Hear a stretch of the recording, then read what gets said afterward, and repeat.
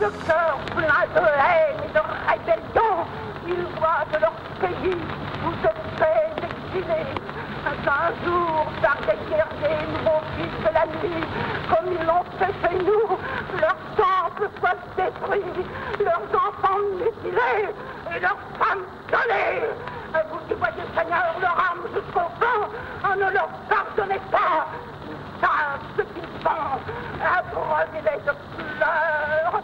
Faites rien n'efface l'horreur du crime dont palpite l'univers. Doublez pour eux les maux dont nous avez souffert. Frappez-les, ô Seigneur, d'une main jamais lasse, jusqu'au jour où, pour délivrer l'humanité, votre juste vengeance en sa pure équité, du monde jamais abolira leur race. Une fois, j'ai commencé à avoir un doute. On avait fait une fête pour les blessés du lycée. Et alors, les raccommodeuses de chaussettes avaient été invitées et nous étions au bas de la scène. Et alors, il y avait une actrice très belle qui chantait. Et à un moment, elle s'accrochait au drapeau, elle embrassait le drapeau, et puis elle se mettait à genoux. Oh, alors nous étions toutes émues, pleurantes. Et j'ai pensé que les pauvres blessés derrière devaient être tellement transportés d'admiration et d'amour. Alors, je me retourne. Et je les vois qui font comme ça, qui rigolent, qui n'en pouvaient plus.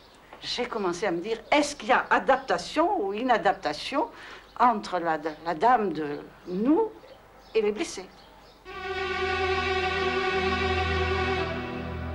Dans le monde combattant, cette propagande de l'arrière, dont il partageait cependant les valeurs, passait fort mal et était souvent reçue comme une insulte par les soldats. La réalité de la guerre est infiniment plus complexe. Des deux côtés du No Man's Land, les soldats cherchent à diminuer le niveau de violence. Loin des états-majors, on essaie tacitement de limiter la casse. Au Bois-le-Prêtre, un endroit où le secteur était très tranquille, les tranchées allemandes étaient à 40 mètres des nôtres. Entre les deux tranchées, il y avait des piquets avec un réseau de fils de barbelés très épais. Alors comment pouvait-on planter des poteaux et mettre du fil de fer entre deux tranchées ennemies? Ben, fallait bien qu'il y ait accord. Eh bien oui, il y avait accord.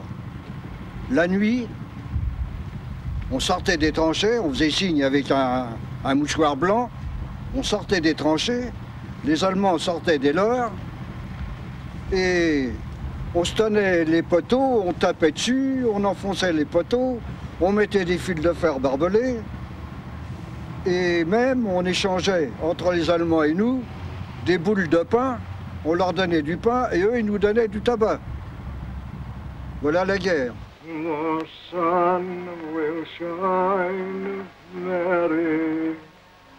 The moon will... Le courant pacifiste des années 30 transformera le sens de ces fraternisations en message d'espoir d'un monde utopique où les peuples renoncent à la guerre. Victor Trivas avait réalisé un film dans lequel des combattants allemands, anglais, français, réunis dans le No Man's Land, s'associaient pour faire en quelque sorte la guerre à la guerre.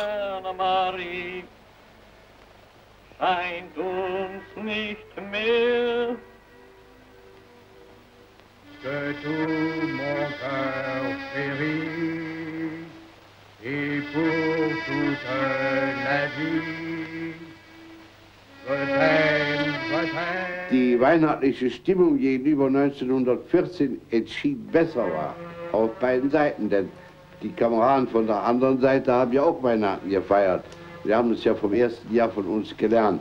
Also die Stimmung war allgemein gut, beiderseits. Wir haben ja auch Freundschaften nach drüben, hüben und drüben. Ja, wir haben Flaschen, wir haben von den Engländern Whisky gekriegt und wir hatten ja den Rum. Aber das war ja verstit, das war ja kein Original. Ne? On n'en est pas encore aux mutineries, mais la guerre s'éternise. Pour remonter le moral des troupes, le commandement multiplie la venue d'artistes dans les zones de repos des soldats.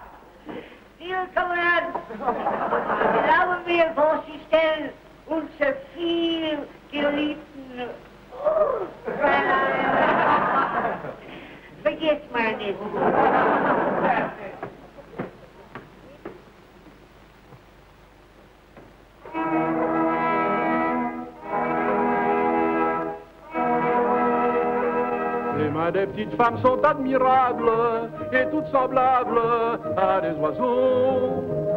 Elles agitent leurs doigts mignons et frêles comme les ailes de passereaux.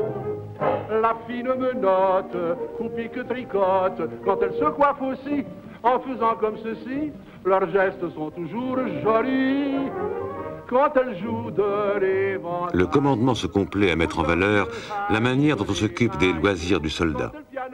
Compte tenu de leur souffrance affective et sexuelle, les soldats sont fascinés par tout ce qui vient de l'arrière, en particulier par les femmes. Ils se prêtent volontiers au jeu de la caméra. Je le proclame, les mains de femme sont les bijoux dont je suis fou. En même temps, les combattants ressentent une sorte d'exaspération envers ces gens de l'arrière, envers ces chanteurs et ces cocottes qui viennent se faire filmer ou photographier.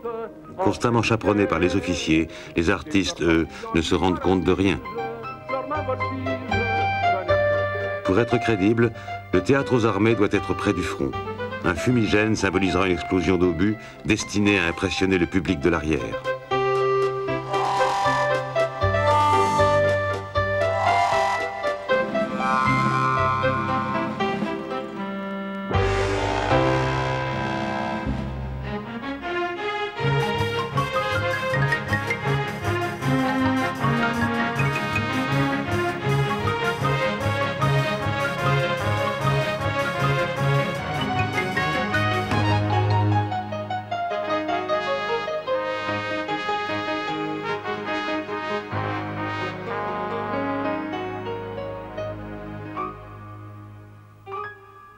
Dans les années 1915-1916, sont produits quelques films de fiction, mettant en scène la vie des militaires en marge d'une guerre invisible.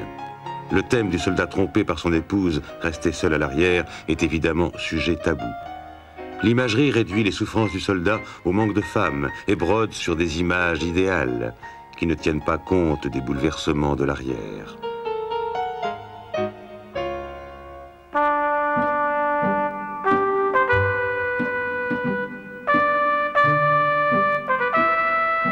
Les femmes conducteurs de tramway. La réalité, comme l'image, marque fortement les esprits. Certes, les femmes n'avaient pas attendu la guerre pour entrer sur le marché du travail. Elles y sont rentrées plus massivement et surtout, elles ont accès à des métiers nouveaux, d'où cette impression d'une explosion du travail féminin. La femme française pendant la guerre est produit en 1917 par les services cinématographiques des armées. Le film s'attache à valoriser le rôle social des femmes pour justifier le maintien sur le front de millions d'hommes dont l'industrie reste privée.